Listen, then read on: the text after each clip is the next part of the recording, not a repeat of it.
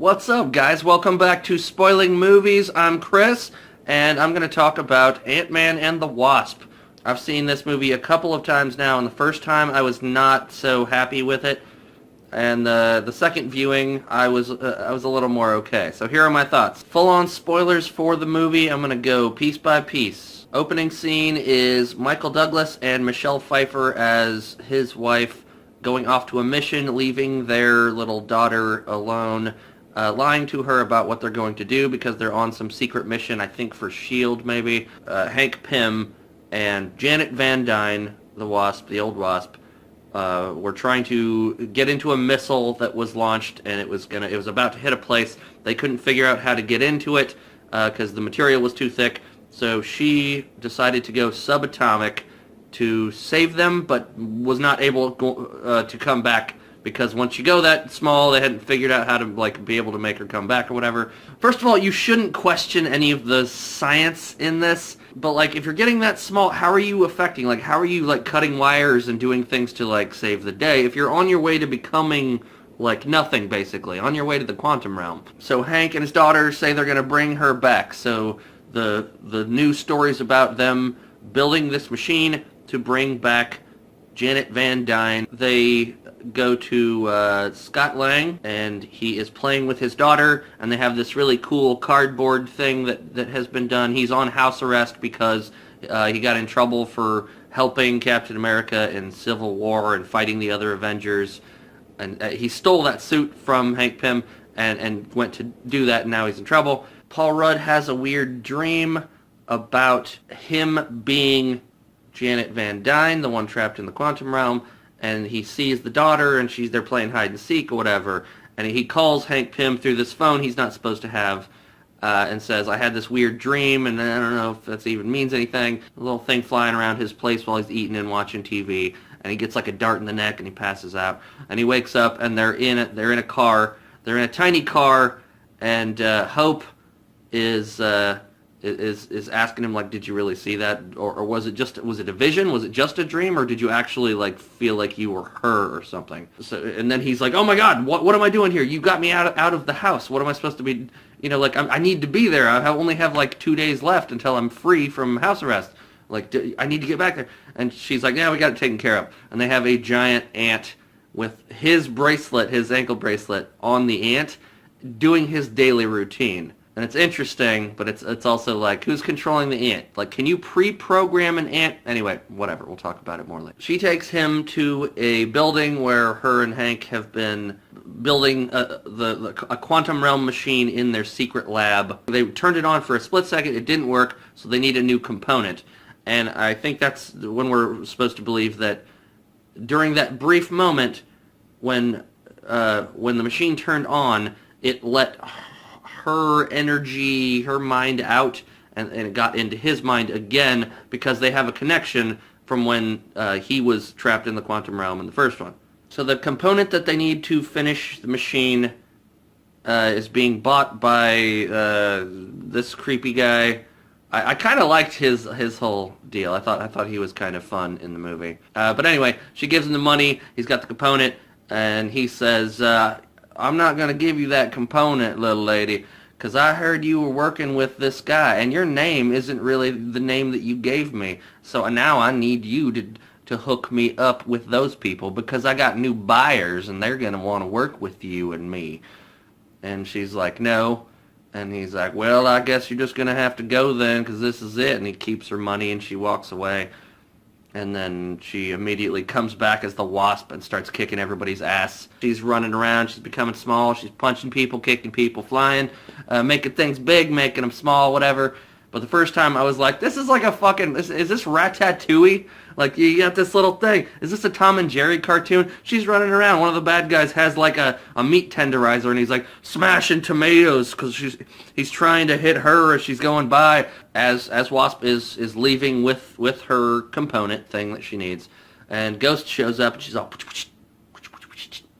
and then just starts kicking her ass and trying to take the thing. In the van, Hank Pym has given Paul Rudd his new suit, a work-in-progress suit, and he gets Ghost away from her, so she gets the component, and they're like, where'd the Ghost go? And the Ghost is in the van with Michael Douglas, Hank Pym, and she's got her fist like through his throat, and it's like phasing through like, zzz, and she's like, "Give me the lab." So they take the little tiny lab. By the way, they shrunk the lab. Remember from the trailer? They shrunk the lab and they're carrying it around like a novelty thing. I think it's kind of nice that they put in the whole, like, them being mad at him for going to Germany in Civil War and helping out Captain America and fighting the Avengers. They knew about it and they were angry, and that's why they had to run away. Like, they're in hiding. He got in trouble. He got caught. So one of them says the only way we're going to be able to track the lab down is to go talk to this guy. Lawrence Fishy! Love that guy. They go and talk to him, and he had been working with Hank on a previous mission thing, and he was called Goliath, and he was able to become big. And he tells them that they can use an old suit technology. Like, if you still had the same tracker thing from your old suit, you'd be able to reverse it. And then he's like, okay, I still have the old suit, but they have to go to his daughter's school, because it was attached to a thing that she took as a show and tell thing. They go to the school initially. Paul Rudd is, a little ant size, but he is using the suit that is not finished yet, and so he randomly gets larger and smaller, and he can't really control that. He's like clicking his button. He ends up shrinking to the size of a child, which works perfectly when you're at a heist in a children's school. Anyway, he's small and he's in the school. He gets what he needs. He gets the extra suit, and he's walking out, and some guy's in the hallway, and he's like, "Hey, you need a hall pass," and he just runs out and whatever, and it's a funny little moment. And you hear kids in the background, like they're at recess, but you don't see any kids. So I guess they get back to the van, or to the lab, or wherever, and they take the tracker thing out of the old suit. They use that to track where the lab is. So I guess at that point, the old suit is no more. The one that actually worked properly is not going to be, it's not used anymore because they're using the tracker thing, I guess. So he's got to use the old, or the new malfunctioning suit. They track it down to Ghost's lair, which is just some house in a forest or whatever, with big giant windows, which doesn't seem great, because when they get inside the house, you can see that she's using this, like, chamber to, like, help keep herself intact, I guess. They see the lab and they immediately get ambushed and knocked out and tied to chairs by the Ghost. Scott Lang wakes up and she is talking to him. Then Lawrence Fishburne comes out from behind a corner and he's like, "I picked her up, and when she was at her lowest, I helped her, and we're trying to work to make her better." And then he does blah, blah, blah, blah, blah. He goes through their entire history of stuff, and it happens, like, for a long time. You're the villain? Are you the villain? Are you telling them your plot like an evil villain? Because I would be okay with that. But you're telling them their whole sad history. And apparently, Ghost is the daughter of Elias Starr, which I had just learned was Egghead, one of Ant-Man's goofy villain characters. I think that's kind of fun that they tied it in. They do a flashback with Lawrence Fishburne with child Ghost, and he's like giving her a teddy bear, and she's like not able to grab it, and he's like, "Try it again." And I thought they did the same de-aging thing that they did with Michael Douglas and Michelle Pfeiffer in the beginning. But it wasn't. I found out later that was not a weird de-aging thing. Those were prosthetics to make him look like Lawrence Fishburne. It was his son, Langston Fishburne. And that was that was kind of a mind blow for me. The de-aging that they did with Michael Douglas and Michelle Pfeiffer, I was like, yeah, it's not so bad. I didn't even hardly notice it. Then when I saw Lawrence Fishburne as a young man, I was like, that looks odd to me. He left the company or whatever and tried to recreate it. He failed. A big explosion happened, and it fucked up his daughter, who became Ghost. She became, like, intangible because of her involvement with the quantum realm energy or whatever. And somehow she's recruited by S.H.I.E.L.D., starts working as, like, an undercover corporate operative. So Ghost is screwed. They say that, like, her molecular shit is all fucked up because of the quantum realm. Her body is no longer okay. She's constantly in pain, so they're trying to fix her, but they don't know how. So they need to have the quantum realm energy to fix her. So they're going to, like, she wants to like suck the energy out of his wife that may or may not be alive in the quantum realm. The phone rings and it's Scott's phone and it keeps going off and he's like, it's my daughter, it's 911, like at least put it up to my face so I can talk to her. So he like turns on the phone, turns it towards his face, and like they have a conversation and there's like three of them there, the mom and the boyfriend or whatever. And like, we need to find her shoes, and he's like, I can't help you find the shoes, and like, yeah, because I'm sick, whatever. And the guy's like being really patient, and it's like, all right, you're obviously not a super villain, but you're also not very smart, because when you have that there, if you move it down or up, like at all, they're gonna see things in the background. They're gonna know that he's wearing the Ant-Man suit. They're gonna see where you live, and then he's gotta like turn it around to press it off. To get out of this mess, they pretend that Hank is having a heart attack, and they say he needs his pills. They're in that Altoid tin thing. And Lawrence Fishburne opens it, and giant ants jump out of it immediately. They're already giant for some reason. Like somehow opening it caused them to become giant, and then the ants cut their things and help them escape. After that happens, somebody tosses him the little earpiece that's supposed to control the ants. And I was like, can you can you pre-program these ants to do these things already? Hank has enlarged some of the ants in the lab so that they can help him move large things and do multiple things at once. And I wonder, how do you focus on multiple ants? You know what? Never mind. The suit that the Wasp is using is more dark, and it's a different design. The one that they show at the end of the first Ant-Man, it's a different design. It seems a little lighter, a little more colorful. So the guy that got the component stolen from him by the Wasp is angry, and he's got his henchmen, and he shows up to Michael Pena's character's place where the new business is, and one of his henchmen has like chemicals that he's gonna like make him tell the truth. Where's the lab? So he gives it to him, and they do this thing like, it's truth serum, and they're like, no, it's not truth serum. So he gives it to Michael Pena, and he goes on his thing, his funny thing that he does, where he's like, well, let me tell you about that. I was talking to my boy. I did the thing. Yeah. They do that again, and it's still funny. Ghost shows up at the end, and she's like, where are they? And he's like, in the woods. When they're back in the lab, they try to restart the machine to the quantum realm, and it doesn't quite work, but they start it up. So there's a brief moment, and Scott Lang's sitting there, and he's like, I don't know how to help you guys, whatever. And then he just kind of like, hold on. And they're like, what are you doing? And he's like, just wait a minute, this will be fine, it'll work, I promise you, lovelies. Like, he becomes a woman because Janet Van Dyne has taken over his brain. So she like goes in and fixes the machine, and she's like having a little reunion with them. She's like, this isn't exactly how I wanted it, Jelly Bean. Like, oh love, it's so good to see you again. And like fixing the machine so they can restart. She's like, no, you need to follow my voice. But it's still Paul Rudd like pretending to be Michelle Pfeiffer. So it's really weird, and the first time I watched it, I was cringing a little bit. So she's like, you have to follow my voice to this specific location, because at this certain time, the probability fields will shift. The quantum probability fields will shift, you guys!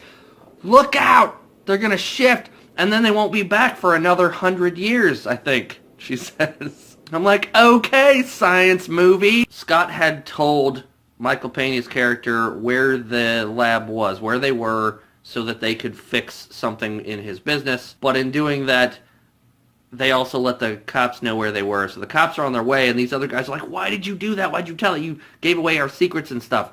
And he's like, I had to. I have no choice. But the cops are coming for me. I have to get back. So they're like, just do whatever you gotta do. Just get out of here. Whatever. Take the Ant-Man suit and get the fuck out of here. How fast is it to get somewhere if you're tiny riding on a flying ant, or if you are tiny and have wings? Also, this just popped into my head.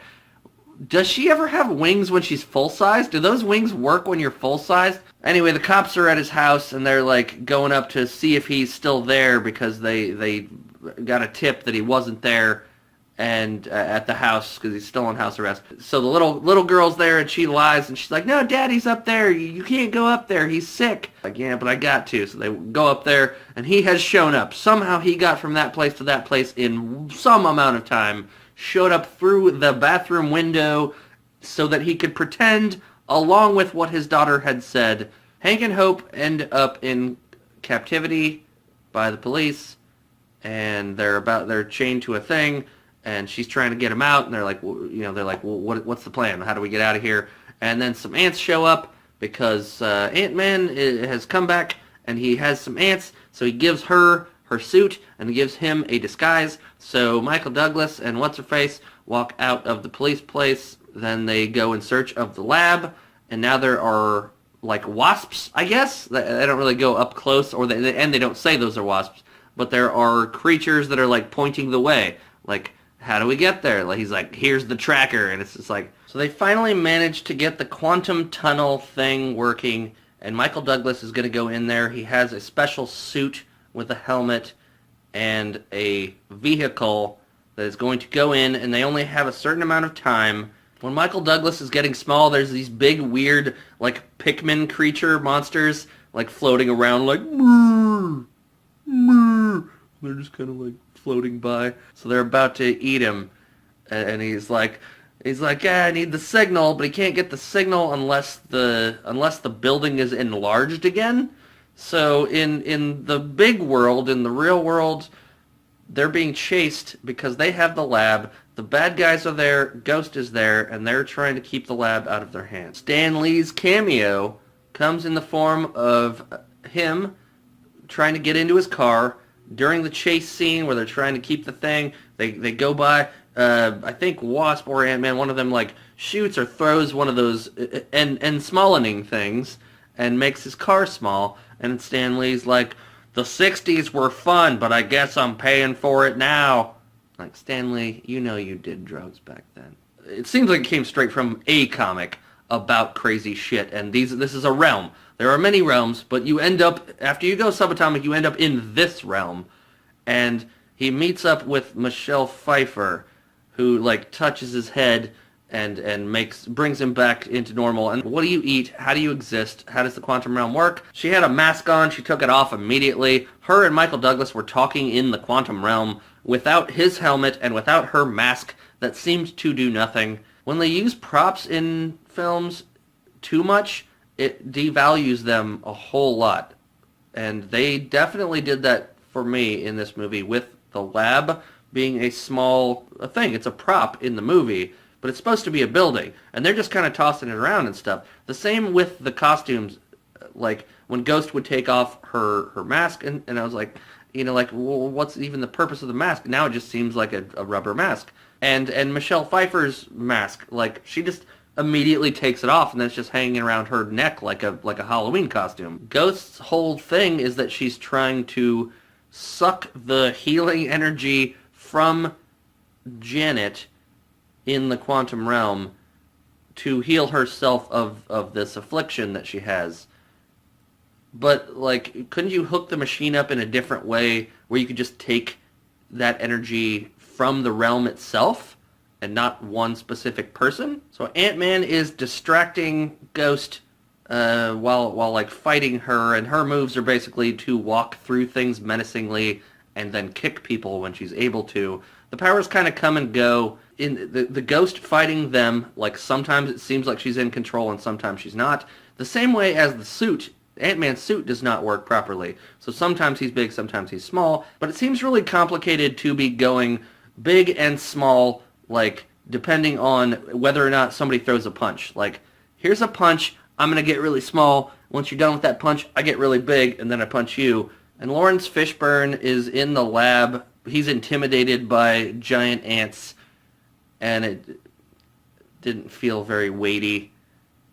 Like, he could pretty much just kick those ants in the face if he wanted to. And then Hank Pym, or somebody talks to him, and they're like, hey man, step back. We're going to need you out of this building because we're going to make it small for some reason. But if giant ants in the lab get smaller with the lab, then wouldn't they just be the size of normal ants in that giant building? And what about the small ants? Do the small ants become subatomic if they exist? If a tiny ant exists in that lab and it gets smaller, would they be tiny little fucking ants? Don't ask Question! When Ant-Man gets the lab back from business guy, he's very large and he's stuck in this large form, which we've already been told it really tires you out. So they make the lab big again, like right on the boardwalk next to the ocean. Wasp finds Ant-Man and he's like passed out in the ocean as a giant. She like fixes his suit thing, and then he gets small. She grabs him, she brings him out. Now that the lab is big, Hank Pym and Michelle Pfeiffer are able to come back to the real world. And Michelle Pfeiffer immediately walks up to Ghost and is like, "I can feel your pain," and just puts her magic fingers up to her head, and you can see her fingers start glowing, and then she feels better, I guess, because the quantum realm is magic. And then they start doing some of the main credits with like animations and special effects and stuff. It's all like miniatures, like little toy versions of things that happened in the movie. It's really cool looking. And then they got to the quantum realm. Janet Van Dyne and her little toy doesn't have the wing thing coming off it. It's holding something. It's holding something that looks like a staff or a sword. And in that moment, I was like, I may have been wrong. That maybe that wasn't a wing. Maybe that was like a weapon. Or maybe she fashioned a wing into a weapon. Or multiple ones, because that's the only one sticking out. I don't know. They're on top of the lab, on top of the building, and they have a van with a small version of the quantum tunnel thing in it. Hank and Janet and Hope, they're all sitting behind some equipment, some computers, and Scott has his Ant-Man suit on, and he's about to go in, and they're like, all right, it's time. He goes in, and they're collecting quantum healing particles in a jar that looks like it should hold some secret of the ooze. He gets all the healing particles he needs, and he's like, hey, it's cool, send me out. And then they're like, nah, hey, send me out. There's nobody there. And then they cut to all of them turning to ash. Now, it's like I knew exactly what they were doing. Of course they were going to tie it into the Infinity War thing. But before they send him in, Janet's like, hey, watch out for those tardigrade things that I was talking about. Like, woo! Those things. Watch out for that, and then watch out for this. And don't get stuck in the time zone rift or whatever, because you will never be able to help you then. And I was like, that's how they're going to do it. Something about the time zone thing. But also, why do that on top of a building if people are still looking for you? If you're still being, like, wanted by the FBI and shit, don't be doing things on top of a building. If he was able to, and you made a tunnel based on the hypothesis that somebody could come back from there, you successfully built a tunnel to there, why not make sure that when you're sending a person in there, they can definitely come back?